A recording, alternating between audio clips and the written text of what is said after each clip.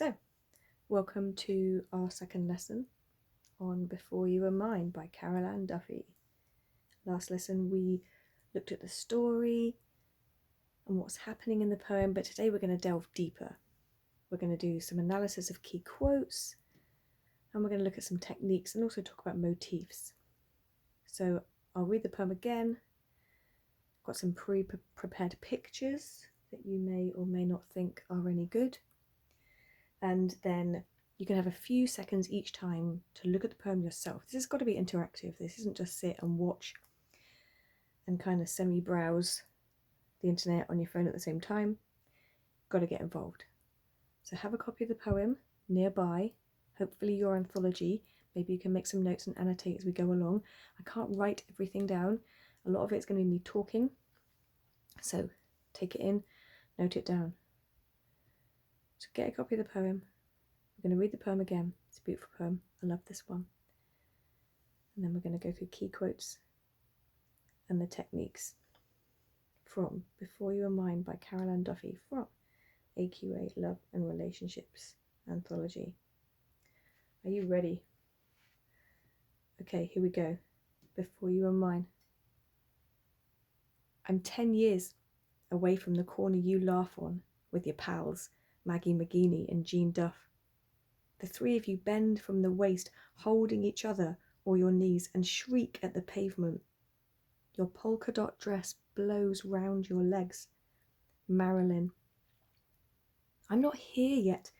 The thought of me doesn't occur in the ballroom with the 1,000 eyes the Fizzy movie tomorrows the right walk home could bring. I knew you would dance like that. Before you were mine, your ma stands at the close with a hiding for the late one. You reckon it's worth it. The decade ahead of my loud, possessive yell was the best one, eh? I remember my hands in those high-heeled red shoes, relics. And now your ghost clatters toward me over George Square, till I see you, clear as scent, under the tree with its lights. And whose small bites on your neck, sweetheart? Cha-cha-cha. You teach me the steps on the way home from Mass, stamping stars from the wrong pavement. Even then, I wanted the bold girl winking in Portobello, somewhere in Scotland, before I was born. That glamorous love lasts, where you sparkle and waltz and laugh before you are mine. This is a beautiful poem. I love this poem. It's not necessarily the easiest one in the cluster, but Marilyn Monroe is a genius. Her poetry is absolutely just luminous, and this is a very beautiful poem. A great poem for great poem choice for the family poems. So I'm going to be bringing forth a selection of pictures. Your job, you have a few seconds to spot what quote you think it is. What quote does that picture represent? What technique or techniques? And then a bit of analysis. So bearing in mind, the thing about poetry is it's all personal interpretation. And as always, some of the interpretations that I give will be different to yours. And that's also okay. And that's also the joy and the beauty of poetry, is that there is no one right answer. So don't ever think that's not what I think. I must be wrong. Of course you're not wrong. This is just my interpretation. My interpretation is no more right than anyone else's.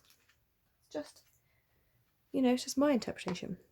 Feel free to drop any of your different ideas in the comments. Okay, so are you ready? Now I've pre-drawn the pictures because they're just better this way and it takes less time.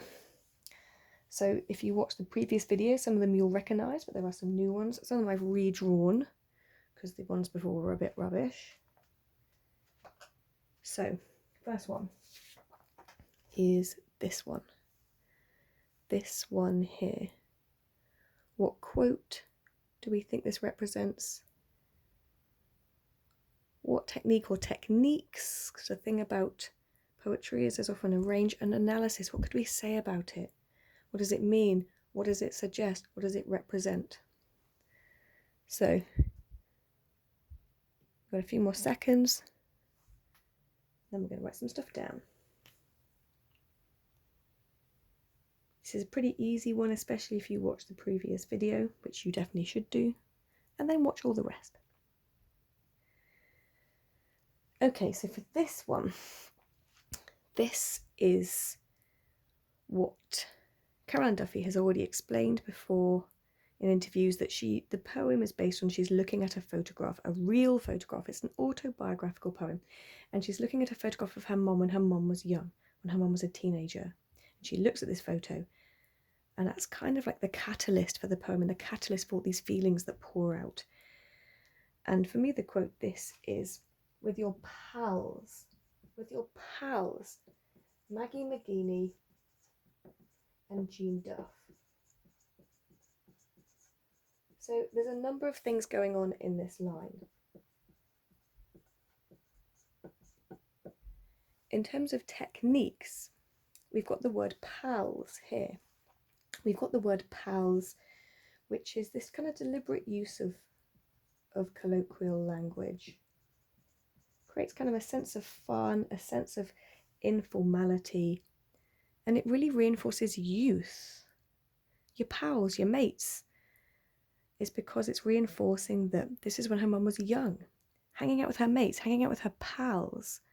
It reinforces fun and youth, and that's the absolute impression she gets from looking at this photo of her mum and her friends, her pals. But also importantly, it doesn't just say pals, it says Maggie McGeaney and Jean Duff. Why doesn't it just say pals? It's this use of real names. And she does this throughout the poem and other points as well. If you notice, Scotland, Portobello, George Square. Have a think about, why does she deliberately use these real names? Why do we need to know they were called Maggie McGeaney and Jean Duff? And it really creates, for me, in the poem, this real sense of authenticity. This is a real poem. This is a real poem about real people, real lives, real memories, her real life. This really happened. It makes the poem so real. It grounds it and roots it in reality and authenticity. We believe it. And we're meant to believe it. It's true. And she really, this is why this memory for her, this image is so powerful. And when she talks about your polka dot dress blows around your legs, and we'll talk about that more in a minute with the next picture, but her polka dot dress is obviously standing out for her in this image. And her mum was very fashionable. This is a really fashionable style to her at the time in the 50s when her mum was young. And she was very fashionable, she was trendy, you know, she was attractive. I think for a lot of us, it doesn't occur to us that our parents were ever once young and cool. In fact, for some of us, we are saying cringe. But it's this realisation that all our parents were once young, and many of them will have been cool and fashionable and beautiful, and she wore this beautiful polka dot dress. So it's such a really powerful, vibrant, life-affirming image. It's a life-affirming image. They're laughing their heads off. It says shriek at the pavement. They're holding each other. It's a life-affirming image of three young women, you know, at the beginning of their lives, really, at the beginning of growing up in their adult lives, with the whole world ahead of them, and they don't seem to have a care in the world. And that's what she realises her mum was like when she was young. It's just such a great image to start the poem with. So thinking about the polka dot dress, and then something after that comes up quite importantly, or very importantly.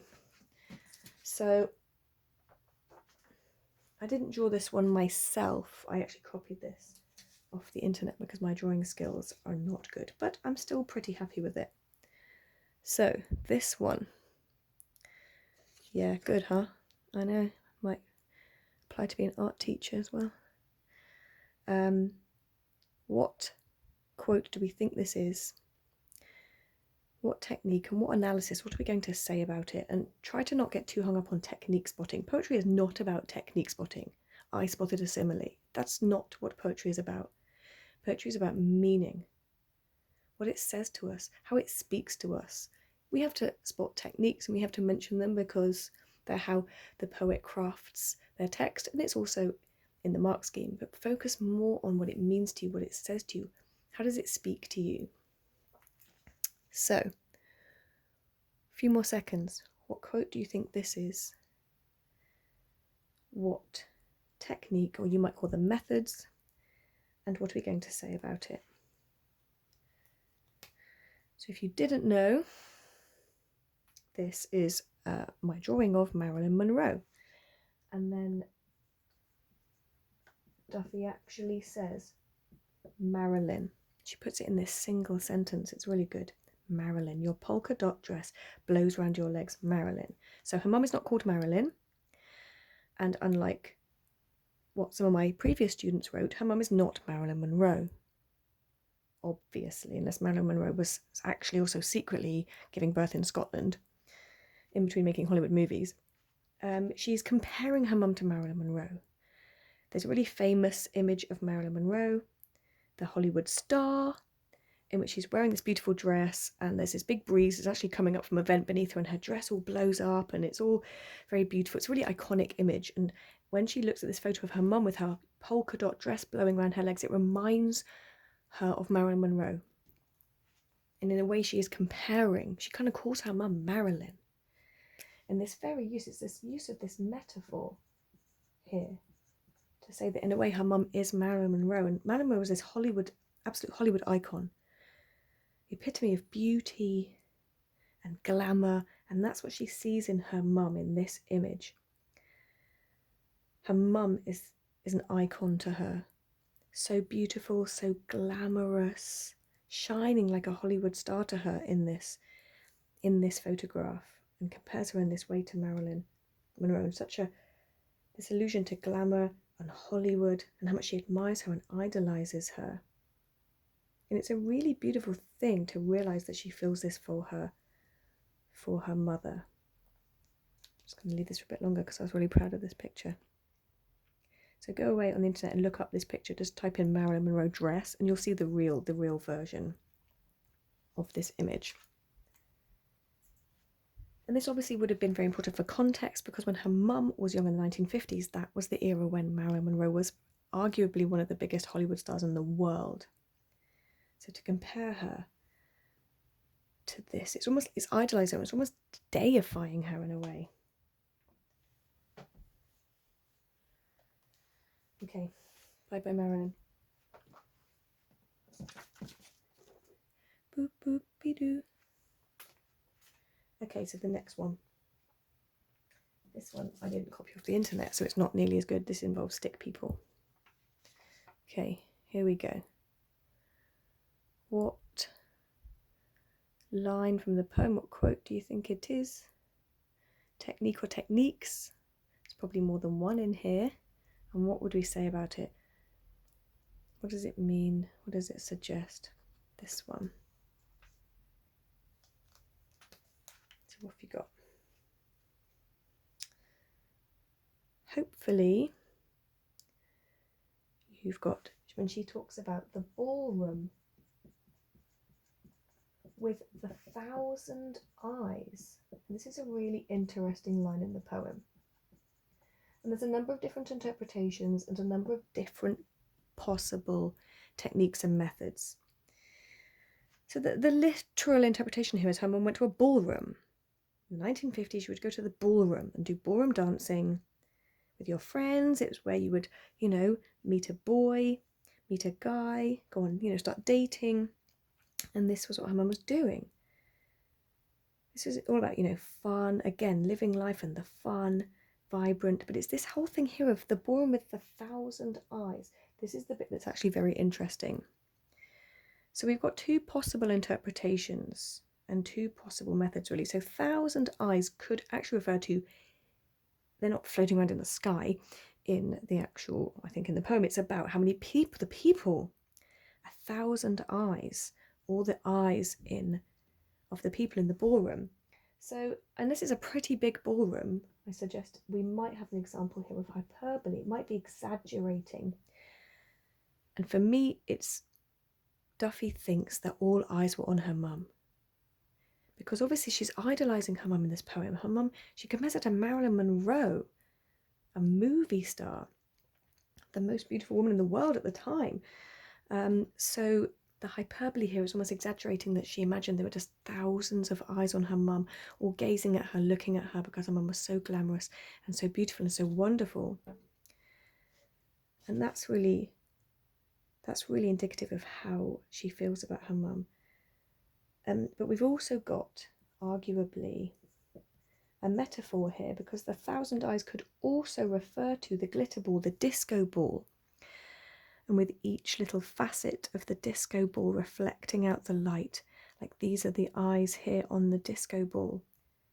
And again, this whole notion of sparkling and light and joy and excitement. And we'll come back to light because that's really important in the poem. But there are a number of interpretations, and here the thousand eyes could be all the different points of light shining off this glitter ball. What a beautiful sparkling image of just joy and excitement and hope and optimism, because this is about when her mum was young, not a care in the world, out with her pals, going to dance before she had children, before you were mine. This poem is about contemplating our parents' lives before we came along, for which for a lot of us we've probably never done. What I think you should do is, after you've watched this video, go and speak to your parents and ask them what they did, if you don't already know or have never asked them. What did they do when they were young? What did they do when they were teenagers? Do they have any photos of them when they were teenagers? If you haven't seen any, ask to see them. It's mind-blowing. Suddenly faced with the realization that our parents were once young and carefree and maybe rebellious, and maybe they were anxious, and maybe they were insecure, and maybe they didn't know what they were going to do in their lives. And it leads us to such a greater understanding of our parents, and it can lead us into a better relationship with them. And that for me is also one of the reasons why this poem is so very important. So, next one, Bye Ballroom. So the next one has got 2 pictures. It's this one,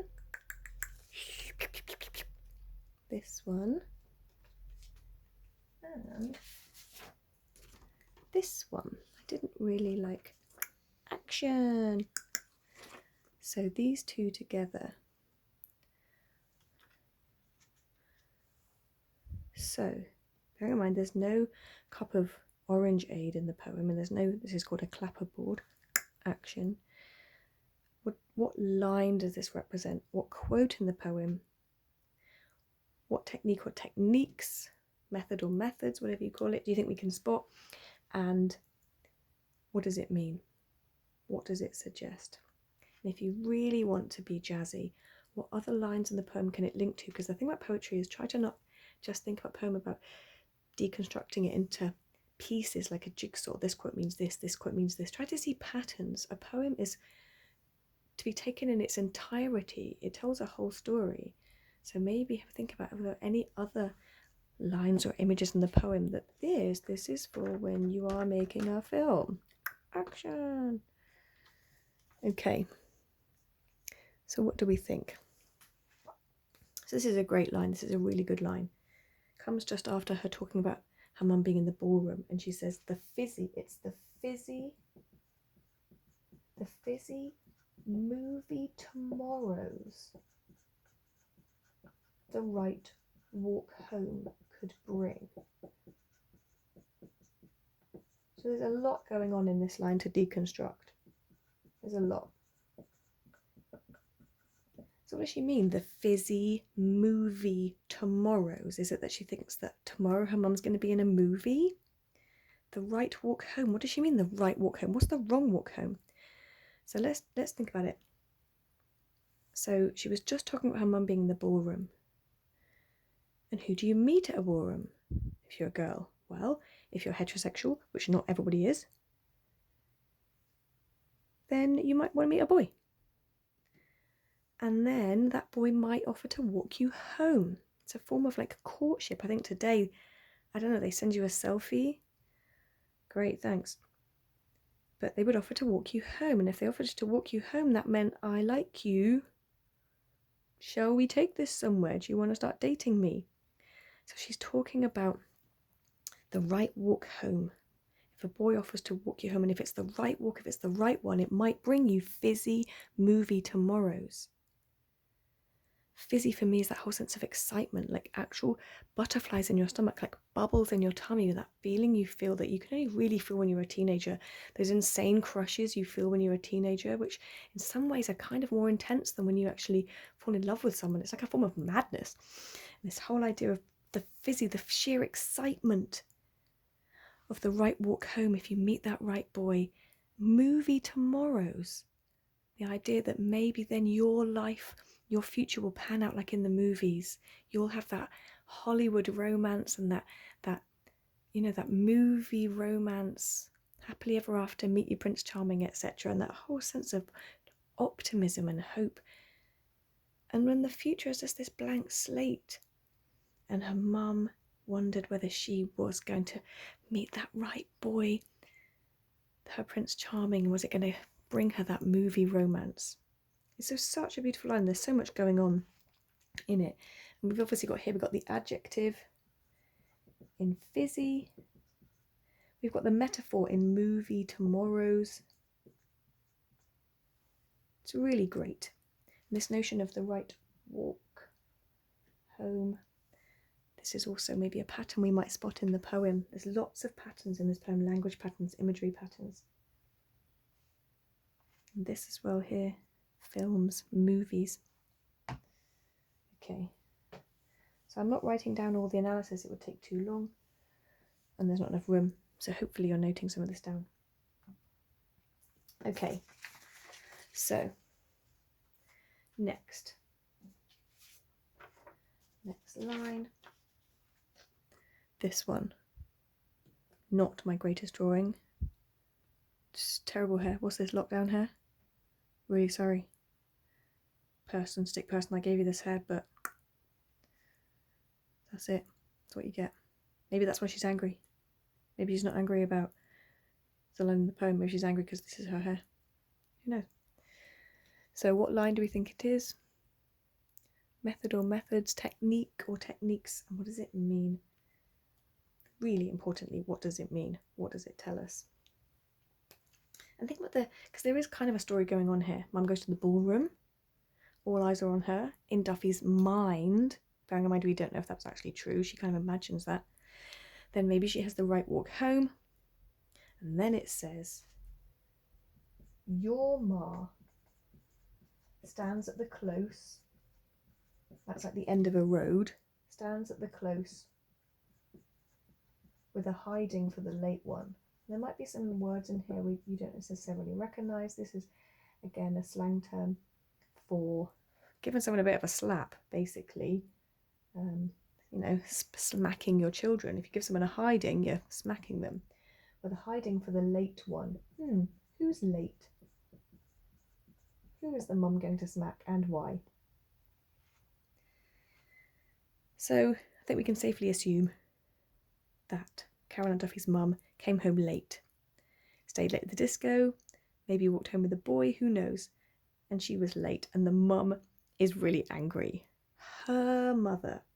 What's quite important here is this, in terms of the techniques, is this reference to mothers. Here is another mother. Caroline Duffy is talking about her mum, but she's also talking about her mum's mum, her grandma, and there's a real matrilineal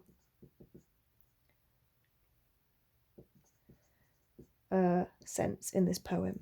This is a poem about mothers. Her thinking about her relationship with her mum and what her mum was like, but also what her mum's mum was like and what was her relationship with her mum. This whole sense of going back and thinking about our mothers and our relationships with our mothers. Really fascinating.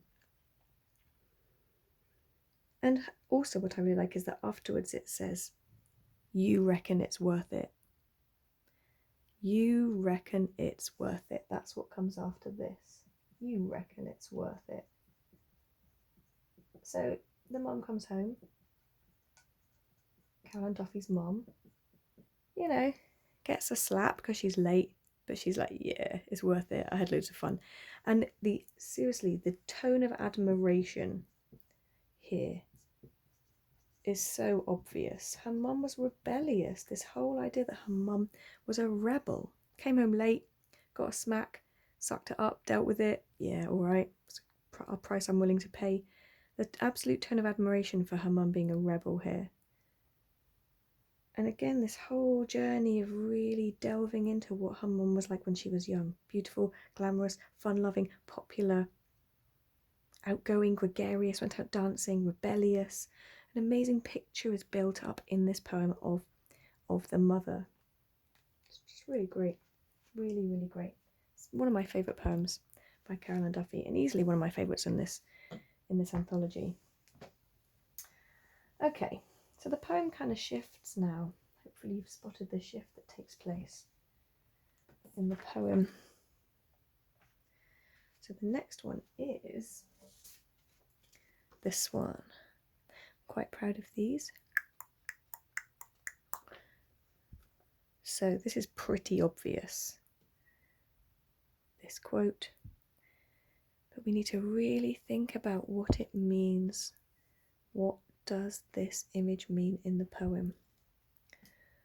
So you can have a few seconds to decide what line you think it is, technique or techniques, and then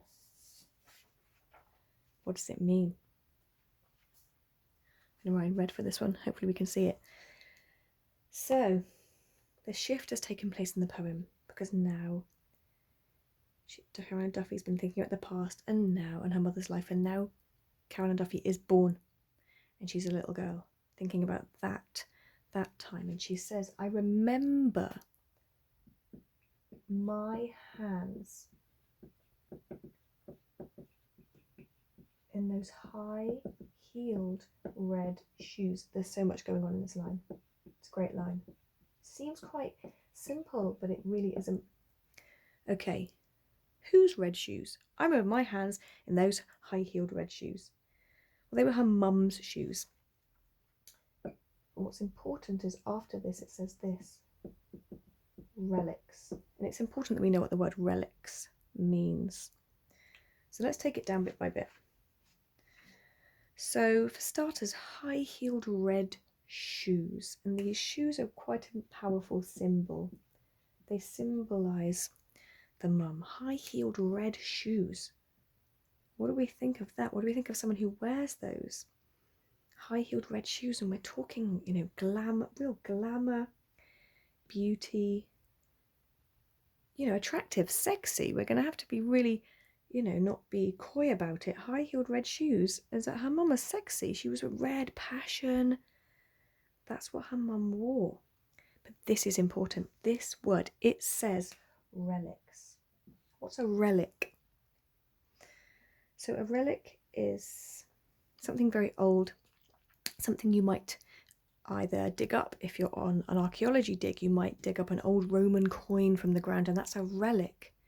Something of times gone by, something of a bygone era, something from ancient history. And again, this is really quite metaphorical because the shoes aren't really a relic. They're not really a relic. You can't put them in a museum, not right now. But it's really indicative that her mum has had to leave that past behind. It's the past, it's ancient history when her mum was the person who wore those red shoes, because now she's become a mum. She has a child, and that fun, loving, carefree girl is gone, and now she's a mum and she has responsibilities, and she's had to let go of that time in her past. And there's a real sense of poignancy. It's a really poignant poem when Caroline Duffy actually is thinking about the sacrifices that her mum made and the person that she had to give up, and she had to stop being that person to become a mum. And that's important for all of us to reflect upon. What did our parents give up? Who were they before they had us, and who did they have to become? But a relic is also something that has religious significance, like people who think that they've got a piece of the Turin shroud, etc. It's got this real religious significance, and there's this real sense here of like religious reverence. It's a religious reference, but it's also got a sense of religious reverence about it, almost as though these are holy items. She sees them as something. She's kind of in awe of these shoes, of this person her mum used to be. This amazing, glamorous movie star like woman. And I really like the image of my hands in those high-heeled red shoes. And this is often what little kids do. We dress up in our parents' clothes, but they don't fit us. And she wouldn't have been able to walk in them when she was a little girl, but we put our hands in our parents' shoes and kind of walk around the house with them on our hands. Why do we do that? Why do we wear our parents' clothes? Because we want to be like them. We idolize them. We want to emulate them. This was her wanting to be like her mum, putting those high hands in those high-heeled red shoes. There's so much going on in this line. It's jam-packed. It isn't just her mum used to wear red shoes. Okay, so we're getting quite close now. Doing really well. Hope I didn't just jog my board and put it out of the shop. Okay, a few more. And then I do want to sort of really talk about any of the patterns we might have spotted, any of the motifs that we may have spotted in the poem. So now we've got this one. Now this one isn't very good. I'd been drawing for quite a long time by now and I couldn't be bothered to colour the tree, and so I'm just going to have to live with it, I'm afraid. Pretty obvious what it is. So what's the line? Technique or techniques or method, and why is it important? Why is it significant? Have a look. Maybe note it down. It's good for it to be interactive. Come back, tree. There we go. So have a little think. You've got a few seconds.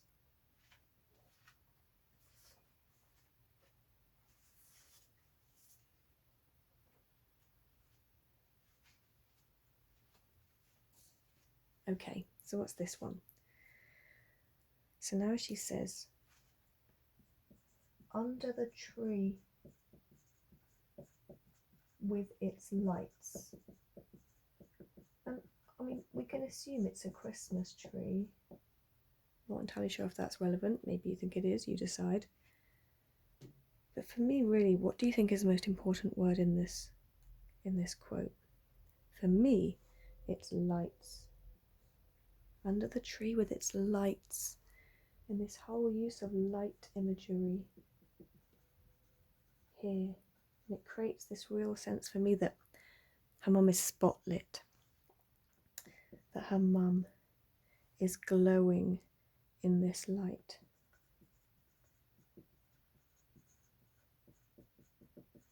It's just really, really subtle but quite beautiful, the idea that her mum is shimmering and shining in this light. Really reinforcing again this sense of how admiration, how beautiful her mum was, and how much she just was awe-inspired by her. And again, spotlit, like again, really lovely little links to this whole idea of being a movie star. Marilyn, the Fizzy movie tomorrows. This is obviously more subtle, but again, under the tree with its lights, her mum bathed in light, spotlit, like a movie star. Her mum wasn't a movie star, but metaphorically, in Carol Ann Duffy's mind, she was, because of her glamour and her beauty. And the fact that she seems to exude this movie star shining quality. It's just really beautiful. It's very, very beautiful. And a lovely way to think about a parent. Okay. So after this we have this. Again, not the greatest drawing. So I did this before for the previous video, but I redrew it because it was really terrible in the previous one. So what's this? Especially here. So again, what line do we think it is? What quotes, what techniques?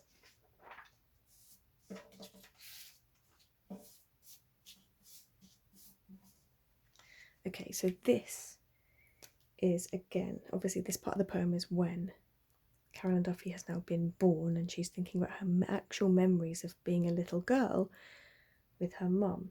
This is a church, and she says, you'd teach me the steps. You'd teach me the steps on the way home from Mass. Now, you may or may not know what Mass is. Mass is a Catholic ritual. Mass is, if you are a Catholic, you go to church together and you have Mass.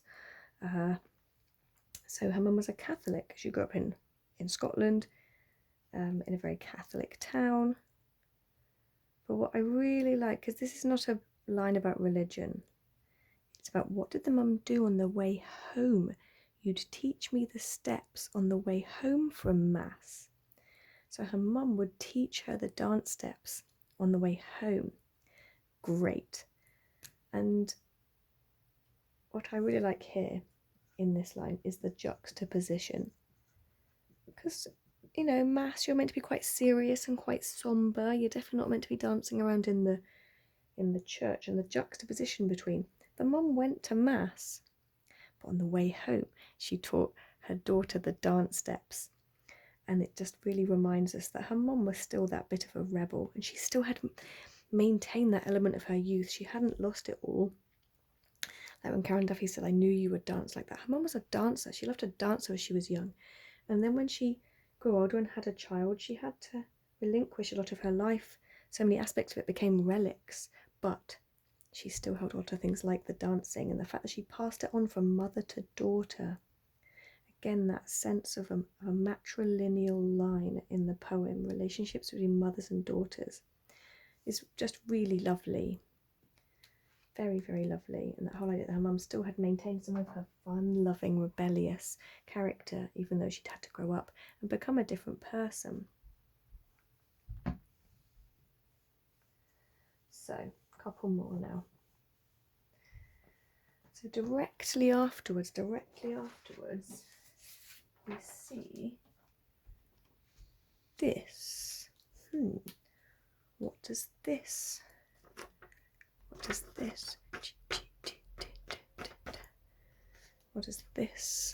represent? So what quote, what technique do you think it might represent? So this is a very interesting line and open to I suspect a number of interpretations. It's maybe one of the harder lines, possibly, arguably, to analyse, but she says, stamping stars from the wrong pavement. That's interesting. Stamping stars from the wrong pavement. So there's a lot going on in this line. It's a great line. So I think it's a reference to their dancing. As they're dancing down the street, they're stamping out the dance steps. Stamping's good because I like the use of the verb here, stamping. You know, energy, vibrancy. Her mum certainly hadn't let go of some of her energy and her vibrant character. But also stamping stars. What does this mean? Were they stamping stars into the ground? This could well be a reference to herself and her mum describing themselves as stars. So we've kind of got a metaphor here. You know, her thinking, we were stars when we were dancing down that pavement. We were dancing like stars. That real sense of them being together, really shining. But also, on the pavement, stars on the pavement. Where is there a place where there are actual stars on the pavement? So, in Hollywood, you have that really famous street where famous people, they get their Hollywood star. They get their star on the pavement and their name is in it. That means you've made it. That means you're a big, important, famous person in Hollywood. So again, we have this reference to like the movies. Marilyn, the Fizzy movie tomorrows, stamping stars from the wrong pavement. This whole idea that, again, her mum, she thought she was like a movie star, and she also felt like obviously a bit of it rubbed off on her. They were doing this together. They were dancing down the street like they were movie stars. They still had that together. But I also like the wrong pavement. The wrong pavement. What's that all about? Were they meant to be walking on the other side of the road? And again, I think we've got a metaphor here. The wrong pavement. I mean, is that because her mum was seen as coming from the wrong side of the street, metaphorically, because maybe she didn't fit in because she was going to Mass, where you're meant to be quite strict and sombre, but she was also dancing on the way home. Maybe she was a bit of an outsider in her community. But also the wrong pavement is this whole idea of the path that you take. That path And metaphorically, is Caroline Duffy wondering whether her mum didn't take the right path? Because it seems like her mum had an awful lot more fun before she had a child. And is Caroline Duffy ruefully, kind of ruminating on whether for her mum it wasn't the right choice to have a child? And this is a biggie, right? This is big for us to comprehend that maybe our parents' lives were better before we came along. Maybe having a child wasn't the greatest choice for them. I mean, how many of us have actually ever sat down and thought that? Most of us think, well, our parents had us and we are their absolute apple of their eye, and we are their pride and joy, and everything they want to do is for us. But maybe that's not true. And this is a real sign of emotional maturity in the poem as she ponders these ideas. So much going on. I like the sibilance as well, stamping stars. It's got a real kind of verve to it, stamping stars. There's so much. Okay, 2 to go. 2 to go. This one. We saw this in the last video. If you watched that, if you didn't, probably should have watched that first before this one. So what's this one? What is this one? This one's pretty obvious, near the end of the poem. What's the line? What's the quote? What's the technique or method or methods? And what could we say about it? So at the end of the poem she says, I wanted the bold girl winking. Who's the bold girl winking? Well, it was her mum when her mum was young. Presumably this might well be the image in the photograph. I wanted the bold girl winking. Somewhere in Scotland before I was born. Lovely. So here we've got, because it doesn't always have to be about symbolism, etc. Sometimes it's things like, here we've got an adjective in the word bold, and we've also got a verb in winking. These two words, the bold girl winking, and here it really just creates this impression of when her mum was young, she was, sassy and feisty and confident, that bold girl winking. And again, it's just this whole overwhelming sense of love and admiration that she has for this, sassy, confident girl that her mum once was, and who still has elements of that about her, but her life has obviously significantly changed since she had a child. And there's a kind of a tone of regret. I wanted the bold girl winking. Caroline Duffy is like, I wish I could have known her. I wish I could have known you when you were like that. But obviously that's impossible. It's a poem about impossibilities. Wishing we could know our parents when they were young before we were born. But obviously that's impossible. Unless you're Doctor Who and you've got the TARDIS. But otherwise we can never ever look at photographs and imagine a lot. We can argue a lot of this poem might be hyperbole, and a lot of it might be her really, exaggerating because of how she feels about her mum. Okay, so last one coming up. Last one. Bye-bye, bold girl winking. Okay, this one. It's a bit small, but still. So what's this? Last quote we're going to do today. What one is this?